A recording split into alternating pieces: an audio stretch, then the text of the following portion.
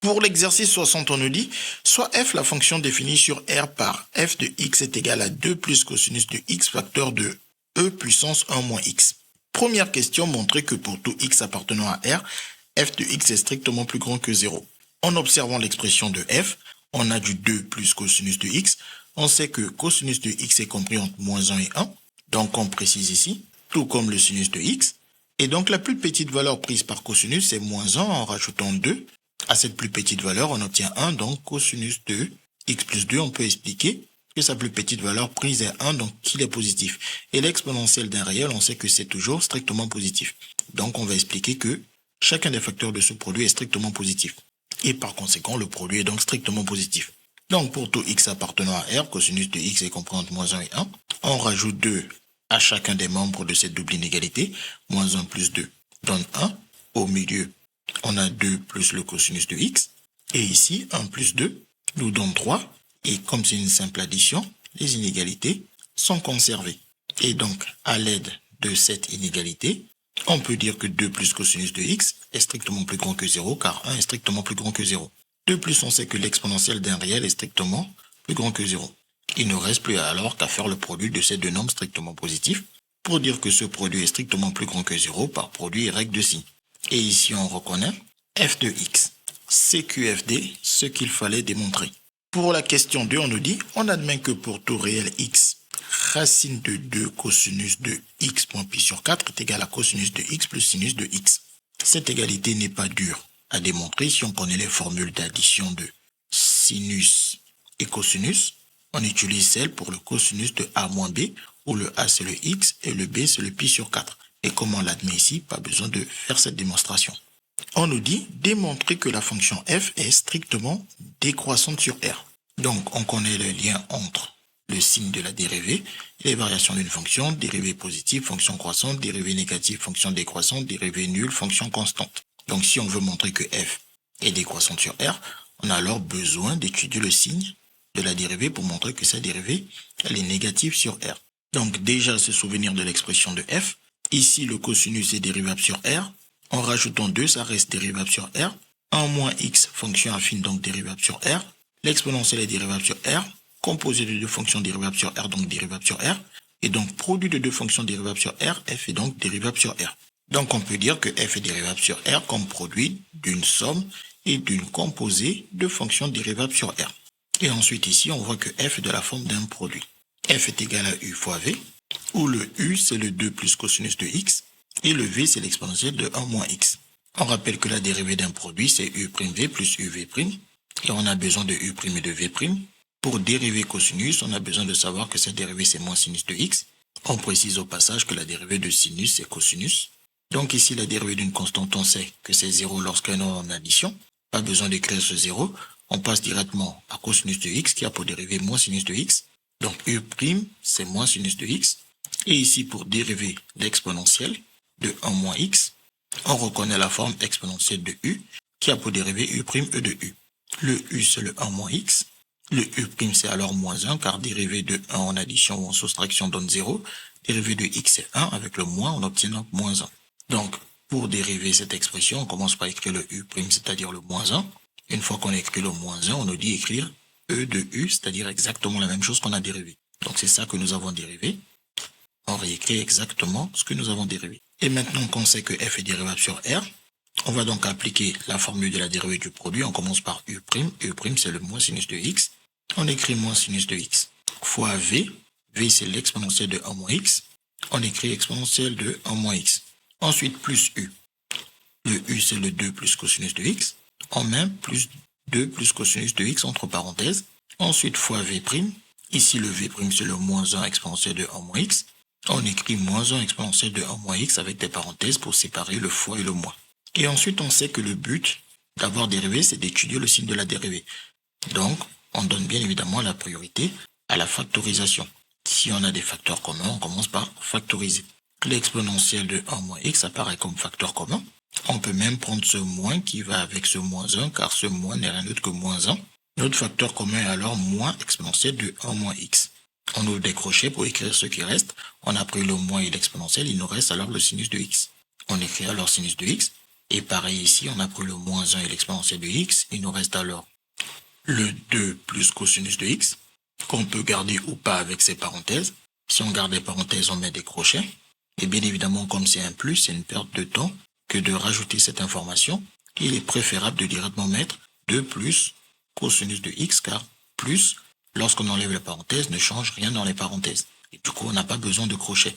Ensuite, ici, on voit le sinus de x, cosinus de x, dont on nous a parlé ici. On nous a dit qu'on pouvait le remplacer par cette quantité.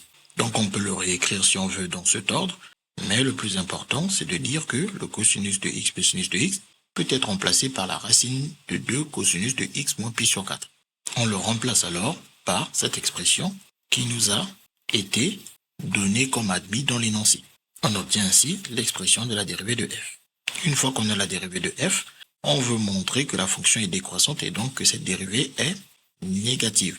Donc, en observant cette dérivée, on a l'exponentielle, on sait qu'il est strictement positif, avec le moins un nombre positif, ça donne un résultat négatif. Et donc, il faut que cette parenthèse soit positive pour que le produit d'un positif et négatif donne une dérivée qui va être négative. Comment expliquer alors que, ici, cette quantité, elle est positive? On veut la comparer à 0, donc faire apparaître une inégalité. On n'a qu'à partir alors de l'inégalité de cosinus qui est compris entre moins 1 et 1. Donc, on sait que cosinus est compris entre moins 1 et 1. On rajoute alors le racine de 2 par multiplication de chacun des membres de cette double inégalité. Et moins 1 fois racine de 2 donne moins racine de 2. 1 fois racine de 2 donne racine de 2. Au milieu, on a racine de 2 cosinus. Et les inégalités n'ont pas changé de sens parce qu'on a multiplié par un nombre qui est strictement positif. Si on avait multiplié par un nombre strictement négatif, il aurait fallu changer le sens des inégalités. Ensuite, on a besoin de faire apparaître ce plus 2, donc on rajoute des plus 2 partout. On obtient alors cet encadrement pour racine de 2 cosinus de x moins pi sur 4 plus 2. Et donc, comme on veut montrer qu'il est positif, ce qui nous intéresse, c'est le mineur ici, la plus petite valeur de cette double inégalité. Ici, soit on le voit à la calculatrice, ou soit ça vous paraît évident. Racine de 2 valant à peu près 1, 41, 42. 2 moins 1, 41, 42 va donc être positif. Ce qui permet alors de dire que notre expression est strictement positive car le 2 moins racine de 2 est lui-même strictement positif. 2 plus le facteur moins exponentiel de 1 moins x est strictement négatif car on sait que l'exponentiel est strictement positif, donc son opposé est strictement négatif. Donc on peut dire que notre produit va être strictement négatif par produit et règle de signe. Et ici notre produit n'est rien d'autre que la dérivée de la fonction f, d'où f' de x est strictement plus petit que 0 sur l'ensemble R. On en déduit alors que la fonction f est strictement décroissante sur R car sa dérivée est strictement négative sur R. C'est QFD ce qu'il fallait démontrer. Ensuite, pour la question 3a, on nous dit montrer que pour tout x appartenant à R, f de x est compris entre exponentielle de 1 moins x et 3 exponentielle de 1 moins x. Pour cela, on commence d'abord par rappeler la formule de l'expression de f. Et en observant cette expression, si on veut faire apparaître des inégalités, on sait qu'elles viennent du cosinus. Pour tout x appartenant à R, on sait que le cosinus est compris entre moins 1 et 1. On rajoute alors partout notre 2. Moins 1 plus 2 donne 1. Au milieu, on a 2 plus cosinus de x. Et 1 plus 2 nous donne 3. Les inégalités restent conservées par simple addition. Et ensuite, là, on voit qu'il nous manque plus qu'à multiplier nos 2 plus cosinus de x par l'exponentielle de 1 moins x. On multiplie alors chacun des membres de cette double inégalité par exponentielle de 1 moins x. 1 fois exponentielle de 1 moins x donne l'exponentielle de 1 moins x. Au milieu, on obtient 2 plus cosinus de x facteur de exponentielle de 1 moins x. Et 3 fois exponentielle de 1 moins x donne 3 facteurs de exponentielle de 1 moins x. Pour les inégalités, elles restent inchangées car exponentielle de 1 moins x est strictement positive car l'exponentielle d'un nombre réel est toujours strictement positif. Si on avait multiplié par un nombre négatif, il aurait fallu changer le sens des inégalités si ce nombre est strictement négatif. Et enfin, au milieu ici, on n'a plus qu'à reconnaître l'expression de f. Et en remplaçant f de x au milieu, on obtient alors la double inégalité qu'on nous a demandé de prouver. C'est QFD ce qu'il fallait démontrer. Ensuite, pour la question 3b, on lui dit en déduire la limite de f en plus infini. Donc, c'est-à-dire à l'aide de cet encadrement. Donc, soit on commence par remarquer que le e de 1 moins x peut s'écrire comme e de 1 sur e de x pour dire qu'on a une constante sur e de x qui a pour limite plus l'infini en plus infini. Et donc, ce quotient aura pour limite 0, car une constante sur l'infini, ça donne 0. Et ici, le 0 fois le 3 donnera une limite de 0 pour les deux bornes. Et on applique le théorème des gendarmes pour dire que f va alors tendre vers 0. Ou bien on peut se dire que c'est de la composée de fonctions.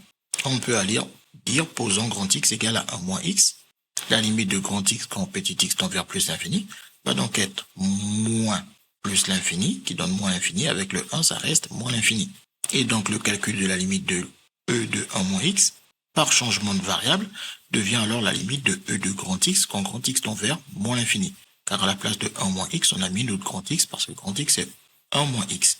Et lorsque x tend vers plus l'infini, grand x, on a expliqué qu'il tend vers moins l'infini d'après ces égalités. Et ensuite, il faut bien connaître les résultats de limite pour l'exponentielle.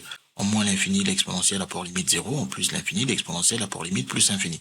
Nous, ici, on est en moins l'infini, donc l'exponentielle a pour limite 0. Et donc, on peut en déduire la limite de 3 fois exponentielle de 1 moins x, qui va donc être 3 fois 0, parce que l'exponentielle de 1 moins x a pour limite 0, et 3 fois 0 donne 0. On a donc la limite de nos deux bornes de notre encadrement. On peut donc en déduire la limite de f. La limite de f, lorsque x tend vers plus infini, et alors cette même limite de ces bornes, à savoir la limite 0, d'après le théorème des gendarmes, ou d'après le théorème d'encadrement qui est bien évidemment le même théorème, ou encore d'après le théorème du sandwich, qui est aussi le même théorème. Ensuite, pour la dernière question, la C, on nous dit écrire un algorithme permettant de déterminer un réel x0 tel que pour tout x supérieur ou égal à x0, f de x est compris entre 0 et 10 puissance moins 6. Puis interpréter graphiquement ce résultat. Donc on sait que quand x tend vers plus infini, f de x se rapproche de 0. Ce qui permet de dire que f de x va être suffisamment proche de 0 pour être plus petit que 10 puissance moins 6. Donc si on doit écrire notre algorithme, il faut un algorithme qui permet de dire que lorsque x prend des valeurs de plus en plus grandes, à un moment donné, f de x devient plus petit que 10 puissance moins 6. Et bien évidemment, on a montré que la fonction, elle est décroissante. Donc elle décroît vers 10 puissance moins 6, qui deviendra alors plus grande que f de x, car f de x se rapproche de 0 tout en étant décroissante, donc elle décroît vers 0. Donc on va écrire notre algorithme. On peut par exemple commencer par affecter la valeur 0 à x, et ensuite on va faire des calculs d'image de x par f, dont nous rappelons ici l'expression, pour comparer ces valeurs d'image à 10 puissance moins 6. Chaque fois que notre condition f de x inférieur ou égal à 10 puissance moins 6 n'est pas atteinte, on continue à augmenter les valeurs de f de x car x tend vers plus infini. Donc, on peut le faire avec un while, un tant que. Donc, tant que quelle condition n'est pas vérifiée, tant que le f de x n'est pas plus petit que le 10 puissance moins 6. Le f de x est cette quantité. Donc, tant que cette quantité n'est pas plus petite que 10 puissance moins 6, donc comme on a inférieur ou égal, ça veut dire que si elle n'est pas inférieure ou égale à 10 puissance moins 6, elle est alors strictement plus grande que 10 puissance moins 6. Donc, tant que le f de x ici représenté est strictement plus grand que 10 puissance moins 6, on va alors augmenter les valeurs de x petit à petit. On peut par exemple affecter à x son ancienne valeur plus 1. Puis on revient refaire la comparaison en calculant l'image de ce nouveau x et en le comparant à 10 puissance moins 6. Donc là, nous avons un pas de 1 pour le x. Bien évidemment, vous pouvez changer le pas comme vous voulez. Vous pouvez mettre un pas de 0,1 ou de 0,01 ou de 0,001, etc. suivant la précision que vous voulez de la valeur de x. Donc on va faire simple, on va juste mettre un pas de 1. Et une fois qu'on aura fini de faire tous ces tant que, on aura notre fin de tant que, car on sait que comme cette quantité se rapproche de 0 quand x prend des valeurs de plus en plus grandes, à un moment donné, elle va devenir plus petite que 10 puissance moins 6. Donc on est sûr que ce while, c'est-à-dire ce tant que, va finir par s'arrêter. Et à ce moment donné, ça va s'arrêter à partir de la première valeur de x0 avec cette précision de 1 pas, donc à l'entier, puisqu'on commence à 0, plus 1, ça donne que des entiers derrière. On aura alors le premier entier ou la première valeur de x0 telle que cette condition n'est plus vérifiée, c'est-à-dire telle que f de x devient inférieur ou égal à 10 puissance moins 6. Et comme nous on veut justement cette valeur x0, comme elle sera contenue dans x, on n'a plus qu'à faire afficher x pour récupérer cette valeur de x0. Ensuite, on nous parle de l'interprétation graphique de tout ce résultat qui découle bien évidemment de notre calcul de limite de f qui donne 0. Donc, on peut dire que cette limite de f qui donne 0 en l'infini implique que la courbe de f admet une asymptote horizontale d'équation y égale à 0. Donc, on rappelle le passage que pour avoir une asymptote horizontale, il faut que la limite de f soit en plus infini ou bien au moins infini soit égale à un réel b. Et l'équation de l'asymptote, c'est y égale à b. Et on rappelle que pour les asymptotes verticales, c'est la limite vers a ou même vers a par la gauche ou par la droite qui doit donner soit plus infini ou moins l'infini pour conclure qu'on a une asymptote verticale et son équation c'est x égale à a. Donc pour les asymptotes, on a toujours du fini et de l'infini. Soit c'est le x qui tend vers le fini et f de x vers l'infini, ou c'est le x qui tend vers l'infini et f de x vers du fini. Ce qui explique notre asymptote horizontale ici, l'équation y égale à 0, et qui n'est rien d'autre que l'axe des abscisses, car l'axe des abscisses est une droite d'équation y égale à 0. CQFD, ce qu'il fallait découvrir.